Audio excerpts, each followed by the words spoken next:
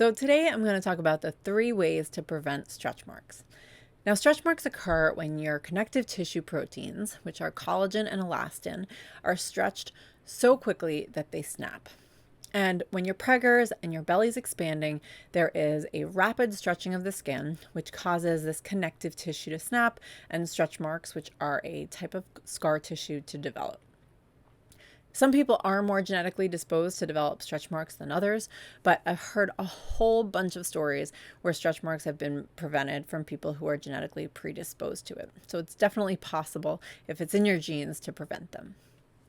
Now, because stretch marks are the result of snapping collagen fibers, the best way to prevent stretch marks, in my personal opinion, and many things that I've heard, is to stimulate collagen production, especially from the inside out. So my first tip is to consume collagen. Collagen helps maintain skin's elasticity, and it also strengthens your hair and nails to a really noticeable degree. And it provides the building blocks for the formation of future collagen and elastin fibers. So there are 2 ways that you can consume it. The first is to take a collagen powder. I personally add a collagen powder or collagen peptides in my smoothie every morning. I don't personally know what it tastes like to just throw in water, but I know that that's certainly a way to take it. When you're shopping for collagen, I definitely recommend hydrolyzed collagen because it's most easily absorbed by the body. You also want something with a minimum of 5,000 to 7,000 milligrams per serving, so it's enough to have an effect. And lastly, I will say that grass-fed is best. It is a little bit more expensive if you can swing it. If not, just make sure you're taking hydrolyzed collagen peptides. Now, another way you can consume it is to drink it. So bone broth is probably one of the best ways to drink it. What you're doing when you're boiling the broth from bones is you're extracting collagen from the bones. Problem with bone broth, though, is everything is different, and it's really hard to determine how much collagen you're getting. I will definitely say the one that you can buy that's right next to the vegetable broth at the store for $2 is really just not going to cut it. So it is possible to buy good bone broth but on a regular basis to consume it, it's something like $6 per smallish container. So that can get really expensive really quickly. If your go-to is going to be to drink bone broth as much as possible, the best or the cheapest way is to make your own.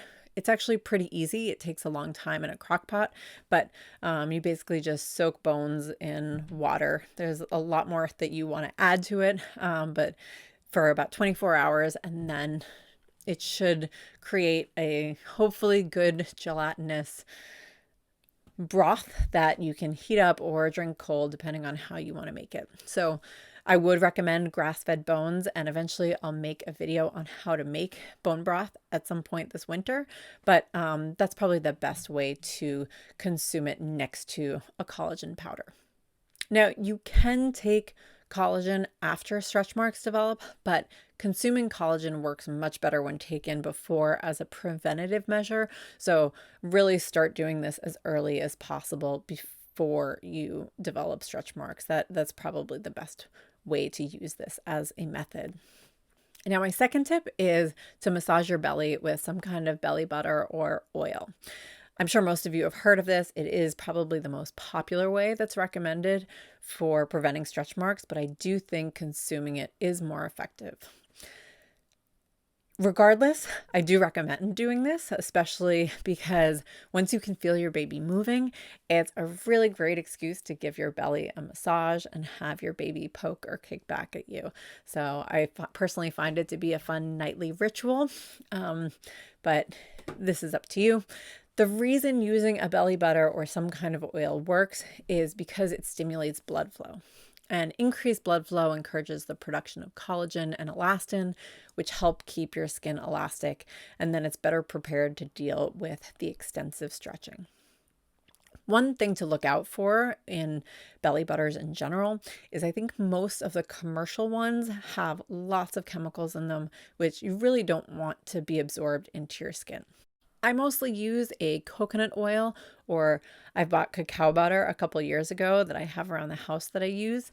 Uh, this is the cacao butter. It basically just comes in a massive chunk and it's hard, so you have to cut it and then heat it up, and then you can use it on your belly.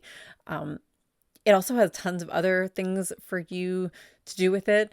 It's mostly it is technically edible, but it doesn't taste that good. So most people use it to make their own products, like their own chapsticks or soaps or something like that.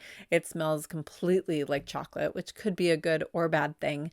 The one downside is that you definitely have to melt it every night, but it's a really good cheap option if you don't mind having to deal with that and want to just use a melted oil. Now, if you do want to buy a product, look for something that has a coconut oil base, a cacao butter, or almond base, one that's really healthy for your skin. I know aloe vera increases collagen production as well. There's a free app called Think Dirty, and it allows you to check ingredients and the toxicity level of almost every single product that you would use on your skin. It really is a great resource to check out all the products that you buy, and it rates them on a toxicity scale from 1 to 10. The last tip that I have in regards to preventing stretch marks is dry brushing. Last week, I did a full video about the benefits of doing this, especially during pregnancy, and also how to do it. Primarily, the reason you do this is to stimulate the lymphatic system, which is a really great natural way to detox. But the reason it's so great for stretch marks is because the bristles of the brush scrub away dead cells faster than they'd normally shed. Now, the more toxins that your body sheds, the healthier it's going to be. So by shedding these toxins, your body creates new cells everywhere, including skin cells, so it's better capable of renewing damaged skin. So you can just add this to your routine before you shower. It just takes a couple of minutes and it has a ton of great benefits. So check out that video from last week for more information about dry brushing. So those are my tips for today. Please click the like button or comment if you found this helpful.